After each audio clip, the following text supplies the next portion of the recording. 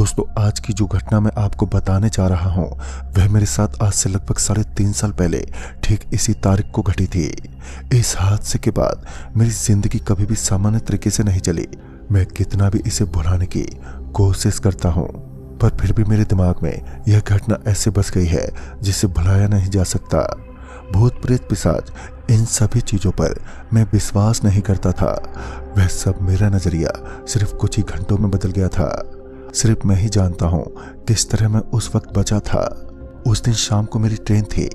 मैं अपने 2 महीने के गांव के मजे लेकर अपने घर लौट रहा था, लेकिन मुझे मालूम नहीं था कि यह एक दिन का मेरा सफर मेरी पिछली सारी यादें मिटा कर रख देगा। शाम को मैं समय से पहले स्टेशन पर पहुंच गया और आराम से ट्रेन के लिए मैं इंतजार करने लगा। ट्रेन को आते आते रात हो गई थी। यहीं कुछ 8:30 बज गए थे। 8:30 बजे तक ट्रेन आई। तभी मैंने देखा कि काफी सारे लोग ट्रेन में जाने से संकोच कर रहे थे। मुझे इसका कारण समझ में नहीं आ रहा था और एक लड़का जो काफी समय से मेरे बाजू में बैठा हुआ था, मैंने उससे इसका कारण पूछा तो उसने मुझे ट्रेन की एक घटना बताई। उसने बताया कि लगभग 10 साल पहले एक परिवार इस ट्रेन से जा रहा था जो बोगी नंबर 15 में रुका हुआ था। वह एक सामान्य परिवार ही था। उसी बोगी के लगभग 2 कंपार्टमेंट उन्होंने बुक किए थे। लगभग 10 से 12 लोगों का वो परिवार था। वे लोग आराम से अपने घर की तरफ ही जा रहे थे कि तभी जब अगले दिन ट्रेन रुकी तो मानो सारा किस्सा ही पलट सा गया। लोगों ने पाया कि उस परिवार के सारे लोगों की मृत शरीर उनकी सीटों पर पड़ी हुई है। इसका बड़ा कारण जो लोगों में प्रचलित है, ऐसा कहा जाता है कि उन लोगों ने सामूहिक खुदकुशी कर ली। 12 लोगों का पूरा परिवार उन 2 बड़ी सीटों पर मृत होकर लेटा हुआ था। यह नज़ारा बोलने में जितना भयानक है, देखने में यह उतना ही हृदयधारक था। आखिर ये हुआ कैसे, यही बात किसी की समझ नहीं आ रही थी। उनके शव को ट्रेन से निकाल दिया गया। काफी जांच पड़ताल हुई और आखिर में यही निष्कर्ष निकला कि उन सब ने सामूहिक खुदकुशी कर ली। पर जितना सबको लग रहा था उतना ये बात सरल नहीं थी। उस दिन के बाद एक दिन ट्रेन रुकी थी और फिर जांच पड़ताल करके फिर से ट्रेन को चालू कर दिया गया। इसके बाद बोगी नंबर 15 कभी भी पहले जैसा नहीं रहा। काफी सारे लोगों का ऐसा कहना है कि बोगी नंबर 15 आज उस पूरे परिवार के लोगों की वजह से भूता हो गया है। आज भी उस बोगी में उन 15 लोगों की आत्माएं घूमती हैं। पर काफी सारे लोगों ने बताया कि जब वे बोगी नंबर 15 में अपनी सीट पर बैठते थे तो काफी समय उन्होंने कुछ अजीब सी घटनाएं होती हुई देखी। जैसे एक आदमी ने बताया था कि एक रात को वह इसी ट्रेन से बोगी नंबर 15 में किसी सीट पर बैठा हुआ था। अचानक से उसकी आंख लग गई और वो बैठे बैठे ही सो गया। उसके आजू बाजू वाली सीट खाली थी। तभी बीच में जैसे उसकी आंख खुली तो उसके आजू बाजू की सारी सीटें भरी हुई थी। कोई ना कोई वहां पर बैठा हुआ था और उन सब लोगों की आंखें बंद थीं। सारे लोगों के शरीर पर अलग अलग जख्म के निशान थे। देखकर ऐसा लग रहा था कि वो लोग सांस भी नहीं ले रहे थे। तभी अचानक से सभी लोग अपनी सीट से खड़े होकर शैतानी हंसी देते हुए उस आदमी के चारों तरफ घेरा बना लिया। आदमी इतना डर गया था कि वो अगले स्टेशन पर ही उतर गया। तब से सारे लोग ट्रेन में जाने से बहुत डरते हैं। इस ट्रेन को फिर से पेंट कर दिया गया है और किसी को नहीं मालूम है कि वह बोगी 15 कौन सी है। इसलिए काफी सारे लोग इस ट्रेन में जाने से संकोच करते हैं। ये कहानी सुनने के बाद मुझे भी थोड़ा डर लगने लगा, पर मेरे पास कोई और रास्ता नहीं था। इसलिए मैंने बिना कुछ सोचे समझे ट्रेन में चढ़ने का फैसला किया। मेरे साथ वह लड़का भी ट्रेन में आ गया था। इत्तेफाक से हम दोनों की सीट भी काफी नजदीकी थी। हम दोनों एक ही साथ बोगी में बैठे हुए थे। उसमें काफी कम लोग थे। हालांकि इस पूरे ही ट्रेन में काफी कम लोग थे। डर से काफी सारे लोगों ने टिकट कैंसिल करवा ली थी, पर मैंने टिकट कैंसिल नहीं करवाई। मैंने सोचा एक ही रात का सफर है और अगले दिन तो उतर ही जाना है। तभी ट्रेन चल पड़ी और उसके साथ ही जितने अजीब से मेरे मन में विचार आ रहे थे वह सब भी शांत हो गए। ट्रेन अपने सामान्य तरीके से चल रही थी। 2 घंटे भी बीत गए थे और मुझे भूख भी लग रही थी। और मेरे आगे पीछे वाली सीट में मिला जुला के 5 लोग थे, जिसमें एक वह लड़का भी था। मैंने उसे बुलाया और हम दोनों ने एक साथ रात का खाना खाया। इसी खाने के दौरान हमारी काफी सारी बातचीत भी हुई, जिस पर मैंने उससे पूछा, क्या तुमने इससे पहले कभी ट्रेन में सफर किया है? इस पर उस लड़के का जवाब आया, नहीं मैंने तो कभी सफ़र नहीं किया है। फिर मैंने पूछा, फिर तुम्हें इस ट्रेन के बारे में इतना सारा कैसे मालूम है? उस पर उसने जवाब दिया कि मैंने तो हालांकि यहाँ पर सफ़र नहीं किया है, पर मेरे चाचा जी का एक दोस्त एक बार इसी ट्रेन से जा रहा था और उसकी बाजू वाली बोगी ही शायद 15 नंबर वाली थी। तो जब सवेरे वो लोग सब उठे थे तो उन्होंने पाया कि उनके बाजू वाली बोगी में काफ़ी हलचल हो रही है। जब उन लोगों ने वहां जाकर देखा तो उन्होंने पाया कि एक लड़का अजीब सी बातें कर रहा था। उसे देख के ये मालूम पड़ रहा था जैसे उसके ऊपर कोई प्रेत का साया हो। कई सारे लोगों ने मिलकर उसे एक सीट से बांध दिया था। इस घटना के बाद से ट्रेन का नाम भूतिया चीजों के साथ जोड़ दिया गया।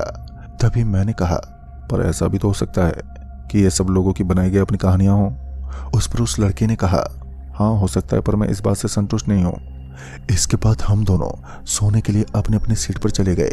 मैंने उस लड़के को कहा कि तुम भी मेरे आगे वाली सीट पर आकर सो जाओ, वैसे भी वो खाली थी।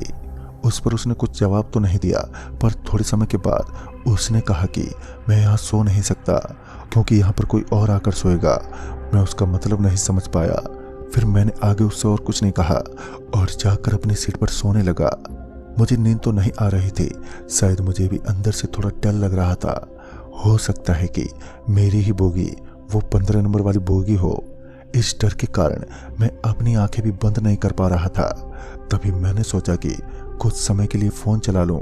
फ़ोन चलाते हुए मुझे काफ़ी समय हो गया था, पर तभी अचानक से मेरे फ़ोन पर एक कॉल आया। उस कॉल में एक आदमी की आवाज़ थी। वह मुझे कह रहा था, मैं तुम्हें देख सकता हूँ, जितना जल्दी हो सके तो ट्रेन से उतर जाओ, इसमें तुम्हारी ही भलाई है। अगर तुम्हें यकीन नहीं होता तो अगले स्टेशन पर बाहर आकर बोतल में पानी भर लेना। और इतना बोलते ही मेरे कुछ कहे बिना वह फ़ोन कट गया। अब मैं एक अजीब सी सोच में पड़ गया था कि अभी क्या हुआ। अचानक से मुझे किसी अनजान का कॉल आया और अगले पल ही कॉल कट भी गया। अगले स्टेशन के आने तक मैं पूरा विचार में पड़ा रहा। जैसे ही अगला स्टेशन आया तो मैंने देखा कि मेरी ही बोगी के आगे पानी भरने वाला नल है। वैसे भी मेरा पानी खत्म हो गया था, पर अब तो मुझे बाहर जाने में भी डर लग रहा था। मैंने फिर भी हिम्मत दिखाई और जैसे ही अपनी सीट से बोतल लेकर पानी भरने के लिए उठा कि अचानक से जो ऊपर वाली सीट थी वह नीचे गिर पड़ी और मैं बाल बाल बच गया था। वरना वो सीट मेरे सर पर गिरती तो कुछ घंटों के लिए तो मैं फिर सुन्न हालत में वहीं पड़ा रहता। ये बहुत ही अच्छी बात थी क्योंकि ऊपर वाली सीट पर कोई बैठा भी नहीं था। लेकिन अचानक से सीट का गिर जाना बिल्कुल भी मेरे समझ में नहीं आ रहा था। और फिर मैं ट्रेन से बाहर निकला और सीट गिरने वाली बात को हादसा मानकर नल से पानी भरने लगा। वहीं नल के बाजू में दूसरी तरफ चेहरा घुमाए एक आदमी खड़ा था। मुझे ना जाने मन में ऐसा लग रहा था शायद ये वही आदमी है जिसने मुझे कॉल किया होगा। मैंने उस आदमी को आवाज़ लगाई, लेकिन उसने मेरी तरफ नहीं देखा।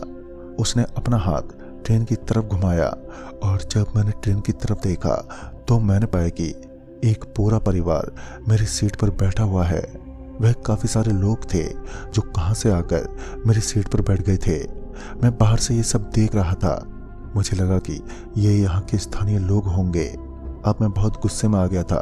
तभी मैंने जल्दी से पानी भरा और भागते हुए जाकर मैं ट्रेन में चढ़ गया और गुस्से में अपनी ट्रेन की तरफ बढ़ने लगा। लेकिन वहां पर जाकर जो मैंने देखा उससे मेरी आंखें फटी की फटी रह गईं, क्योंकि मैंने देखा कि सीट पर कोई भी नहीं है। आगे पीछे की सारी सीटें एकदम से खाली हैं। अभी कुछ ही समय पहले पूरा परिवार यहाँ पर बैठा हुआ था। उनके सभी बच्चे यहाँ पर खेल रहे थे।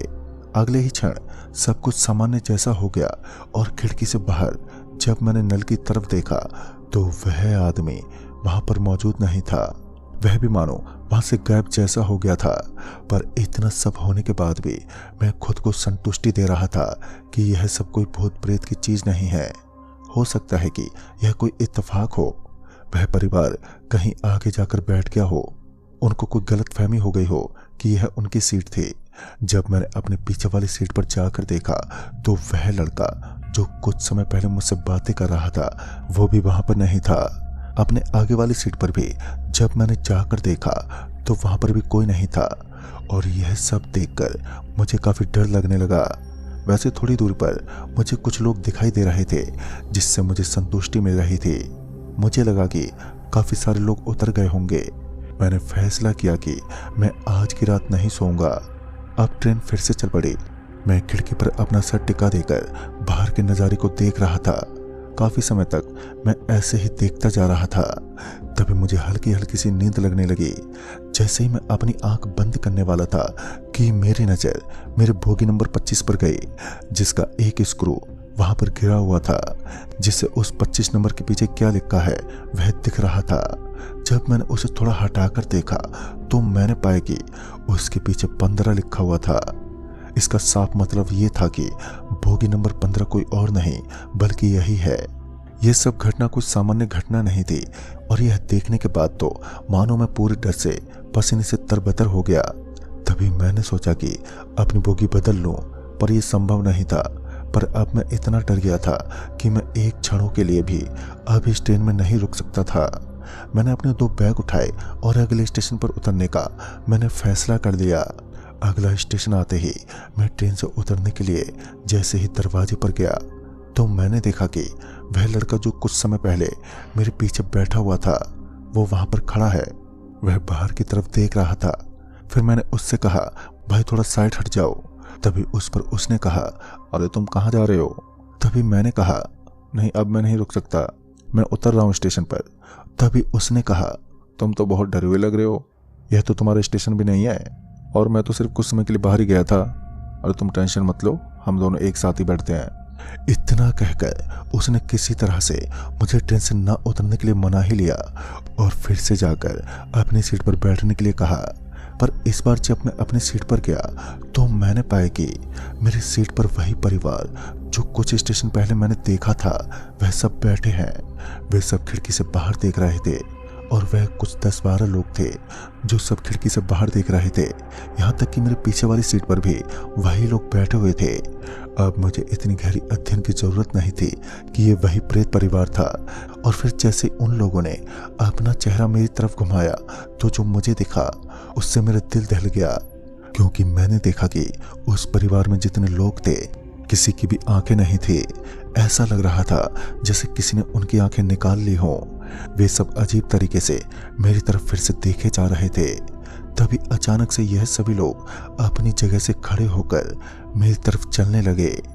मैं अपने पीछे कदम बढ़ाकर मुड़ने लगा कि तभी मैं उसी लड़के से टकराया और मैं वहीं नीचे गिर पड़ा। जब मैंने पीछे मुड़कर देखा तो उस लड़के की भी आंखें नहीं थी। ऐसा संभव था कि वह लड़का भी इन्हीं प्रेतों के परिवार में से था। अभी जो थोड़ी दूरी पर कुछ लोग मुझे दिखाई दे रहे थे वह भी दिखना बंद हो गए। दूर दूर तक जहां तक मेरी नजरें जा रही थी पूरी ट्रेन खाली थी और ट्रेन के बीच में मैं नीचे पड़ा भूत प्रेतों से घिरा हुआ था। डर से मैं कुछ बोल नहीं पा रहा था। मेरी आंखों से आंसू निकल गए थे और इतना सब देखने के बाद मैंने अपनी आंखें बंद कर ली और मैं वहीं नीचे बैठकर जोरों से चिल्लाने लगा। तभी मेरी आंखें खुली और मुझे यह जानकर राहत मिली कि यह सब मेरा एक सपना था। अब मेरे सब्र का बांध टूट गया था। मैंने अगले ही स्टेशन पर ट्रेन से उतरने का फैसला कर लिया। जैसे ही स्टेशन आया मैं ट्रेन से उतरने के लिए दरवाजे की तरफ जाने लगा तो मुझे याद आया कि मेरी घड़ी मेरे हाथ में नहीं है। मुझे लगा शायद वहीं सीट पर गिर गई होगी। मैंने अपना सामान दरवाजे की तरफ रखा और जाकर अपनी घड़ी ढूंढने लगा।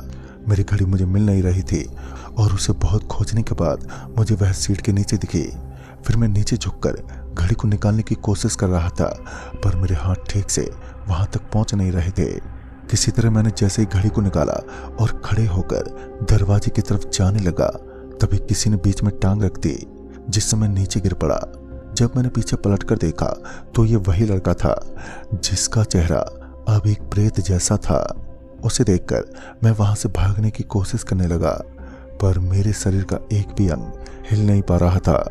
मैं अपने पूरे बल से वहां से उठकर भागने की कोशिश कर रहा था, पर न जाने जैसे कोई शक्ति मुझे पकड़ कर रखी थी। तभी उस बोगी की लाइट भी एकदम से चली गई। ट्रेन भी कुछ समय में फिर से चलने वाली थी और अगला स्टेशन वहां से काफी दूर था। जैसे ही लाइट गई तो मैंने देखा कि पूरी की पूरी ही बोगी अजीब से लोगों से भरी है। ये कहूँ तो भूत प्रेतों से भरी हुई है, जो सब शैतानी तेज आवाज में हंसते जा रहे हैं। तभी वह लड़के का प्रेत मेरा गला दबाने लगा। मैंने अपनी आंखें बंद की और मन में भगवान का नाम लेने लग गया। मैं उधर बैठकर जोरों से चिल्लाने लगा, लेकिन चिल्लाते हुए जैसे ही मैंने अपनी आंखें खोली तो मैंने पाया कि बहुत सारे लोग मेरी तरफ देख रहे हैं। वह सब घेरा बनाकर मुझे देख रहे थे और वह जो परिवार कुछ समय पहले तक मुझे घेर कर रखा हुआ था वो वहां पर नहीं था। मैं तभी भागते हुए दरवाजे पर गया और किसी तरह उस ट्रेन से उतर गया। उसी वक्त वो ट्रेन भी चल पड़ी। मैं उस स्टेशन पर सही सलामत उतर गया था। जब मैंने चलती हुई ट्रेन में अपनी सीट की तरफ देखा तो मैंने पाया कि उस परिवार के सारे लोग खिड़की से मेरी तरफ देखते हुए हंस रहे थे। उनका पूरा चेहरा इतना डरावना लग रहा था, जिन्हें देखकर ही मानो किसी के भी रूह कांप जाए। तो दोस्तों, इस कहानी में बस इतना है।